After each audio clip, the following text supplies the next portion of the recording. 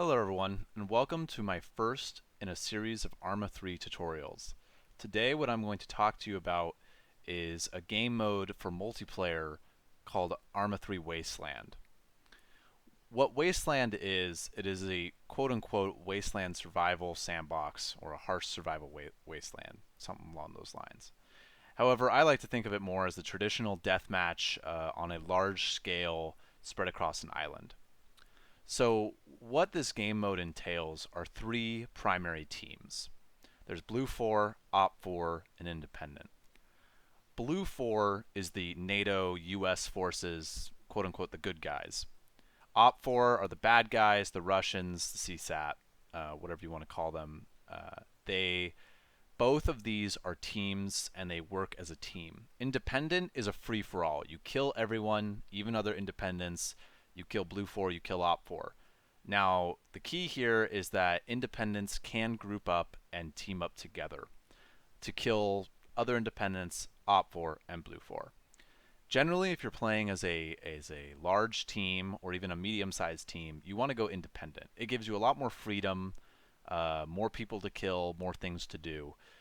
Whereas if you're on Blue 4 or Op 4, there are often special rules that apply to you. Now, these rules can vary from server to server. For this video, I'm going to be on a server called Fractured Wasteland. It's a server I play on quite a bit and I enjoy a lot. It's very active and it has an active group of admins that kind of keep people in check, or at least try to. On this server, at least, Blue 4 and Op 4 are required not to team kill each other. That doesn't stop people from team killing. It just means that they will get banned or punished if they do. And also, they aren't allowed to steal resources from each other without permission. And so this kind of gives you an insight into why it's good to be independent, because if you're independent, you can really do whatever you want and utilize whatever you want without permission to do so. So from this moment on, I'm going to be playing independent. And something to pay attention to when joining some of these servers, this server in particular, you get special things for being in certain slots. A combat lifesaver is what I highly recommend to everyone. What this class can do is heal yourself. You spawn in with a med kit. And this med kit not only allows you to heal yourself, it also allows you to revive friendly players that are downed. This isn't as helpful if you're not playing with a team. However, the ability to heal yourself is extremely useful in many scenarios. Sniper, you do not spawn in with a medkit or a toolkit, and we'll get to toolkit in a minute. A sniper class gives you a ghillie suit, the basic ghillie suit, not a DLC ghillie suit. It can be helpful, especially if you are interested in sniping or more of a sneaky gameplay. So there's 2 combat lifesaver slots in every grouping, so you should be able to get one. Now, Engineer is also a very helpful class because you can repair vehicles up to the orange state of damage with your toolkit that comes in your backpack, along with same as the medkit. And then also you can break into locked vehicles, and that's another feature I will show you at some point along the line in another video. But vehicles can be locked and to prevent other players from getting into them. Engineers are the only class, or they are the only class that spawns in with a tool that allows you to break in to those vehicles. Now let's jump into game and I'll show you some more basics about Wasteland.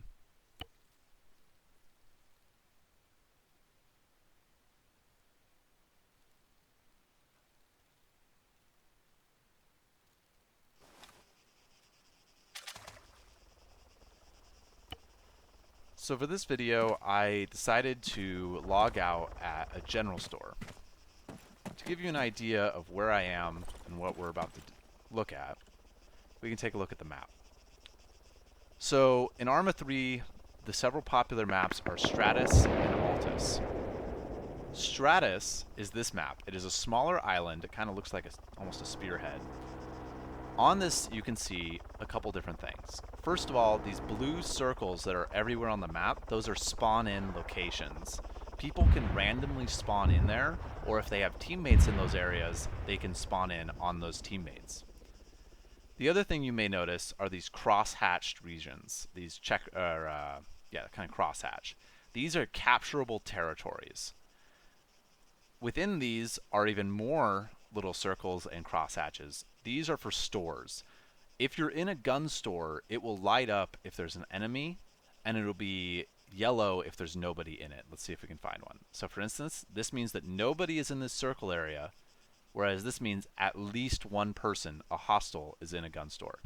Now, if you have friendlies, if you're on a team such as Op 4 or Blue 4, this will be lighted up green if there's friendlies, we'll say allies.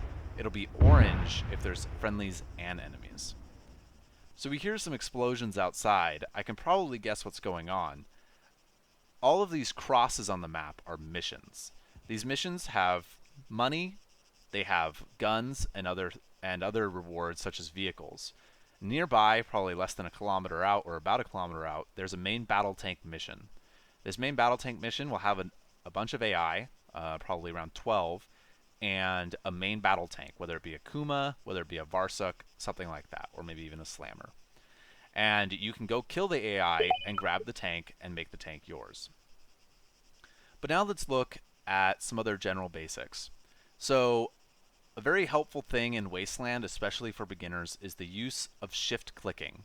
So I want to figure out how far the main battle tank is. So to figure that out, I'm going to hold shift and I'm going to click with my left mouse button on the main battle tank mission. So now you have this waypoint. And if I go here, I can see that it is 886 meters away. This is extremely useful if you don't have rangefinders, or if you're just trying to get a direction on where you want to go. This allows you to range people without having any special device or general familiarity with the terrain. Okay, so let's address some other things. So first off, down at the bottom, you can see a UI bar. You can see that the first option is the number of players on the server. There's 58 players currently on the server.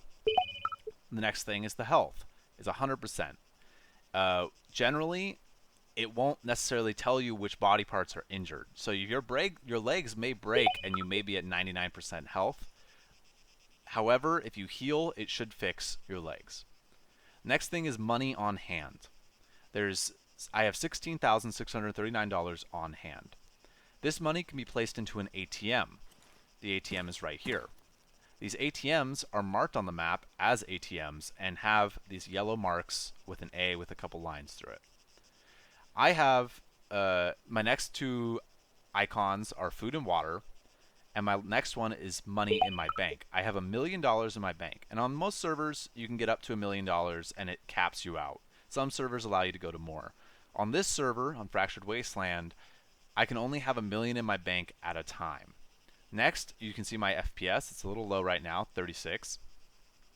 And then compass bearing. This is extremely helpful for fighting as a team and coordination. You don't need to pull out your compass by pressing K. All you have to do is look at the bottom of your screen and instantly get the direct bearing of an enemy or whatever you're trying to spot.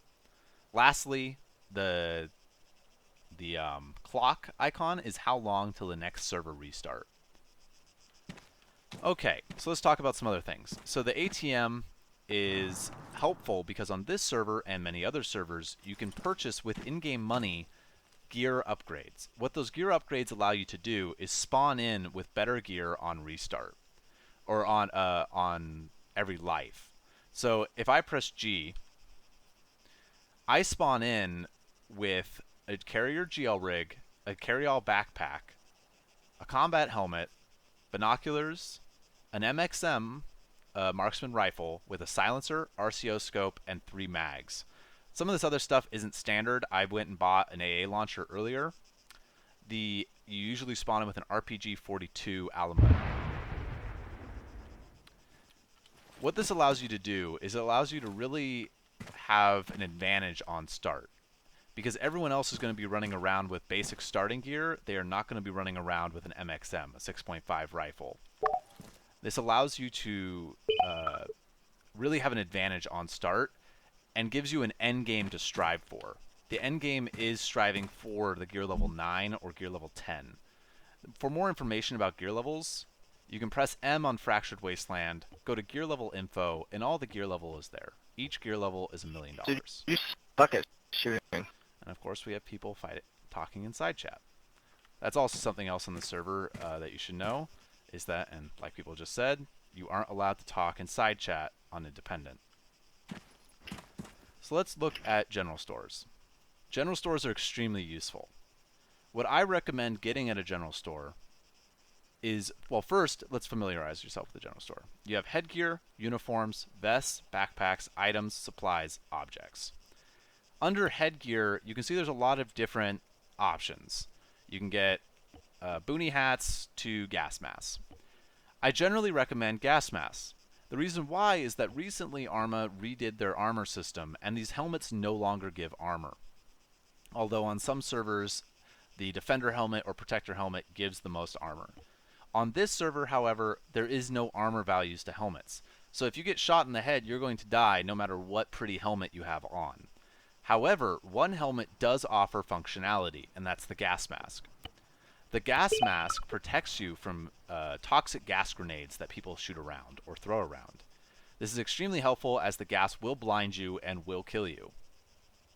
So under uniforms, none of these uniforms have armor. However, they do have different carrying capacities. Most people will spawn in with a default uniform or combat fatigue, something along those lines.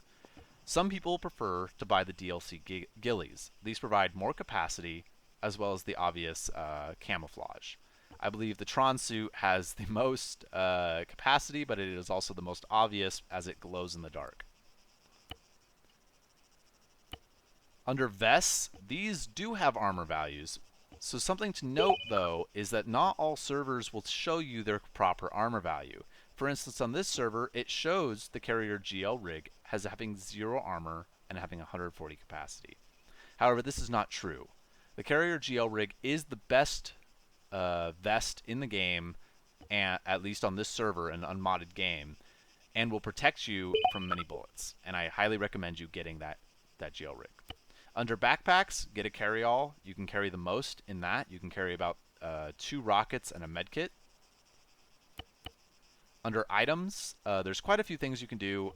This server has disabled UAVs, the little ones. You can still have the big ones. But on a lot of servers, you can buy a UAV terminal and a UAV and roam around with a little UAV spotting enemies. GPS, you spawn in with one, so don't worry about it. First aid kits are helpful. You can treat your wounds and others.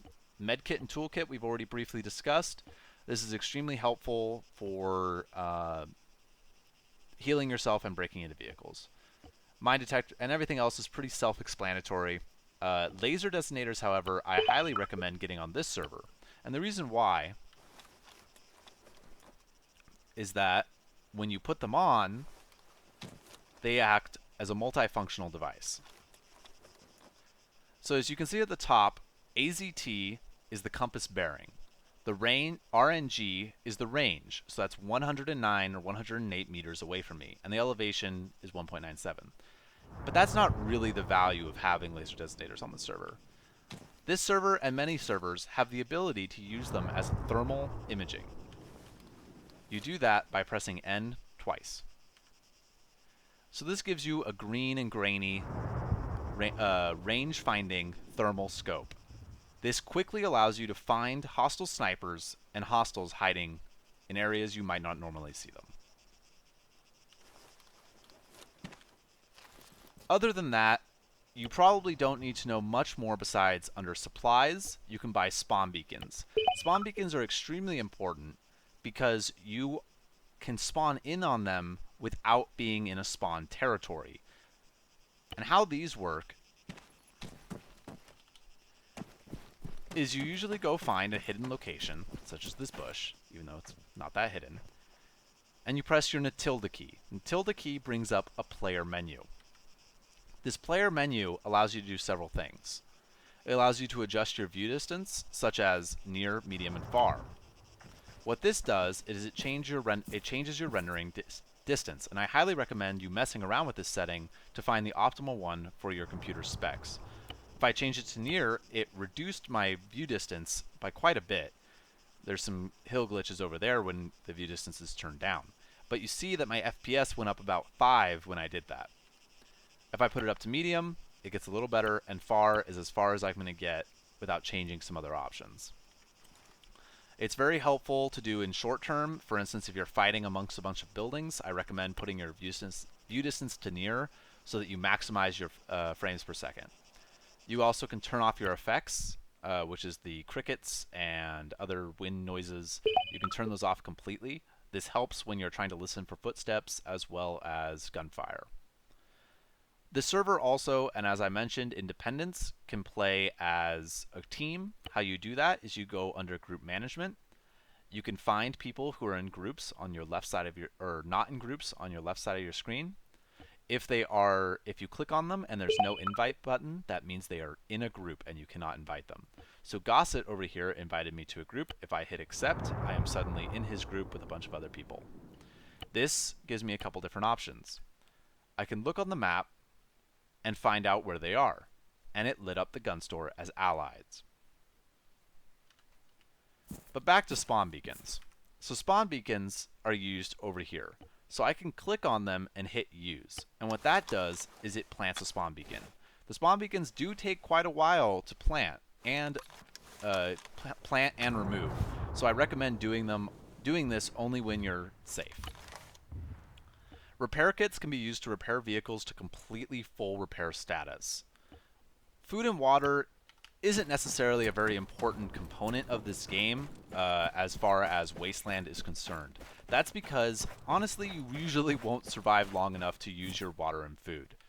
Now, if you're a sniper who sits back and snipes quite a bit and lives for a very long time, then you may need food and water. But for the most part, you don't need to worry about it.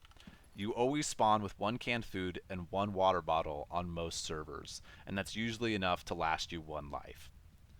The other important thing to know is dropping money. This is something that people always can't figure out. They end up dropping their water bottles, they end up dropping their food.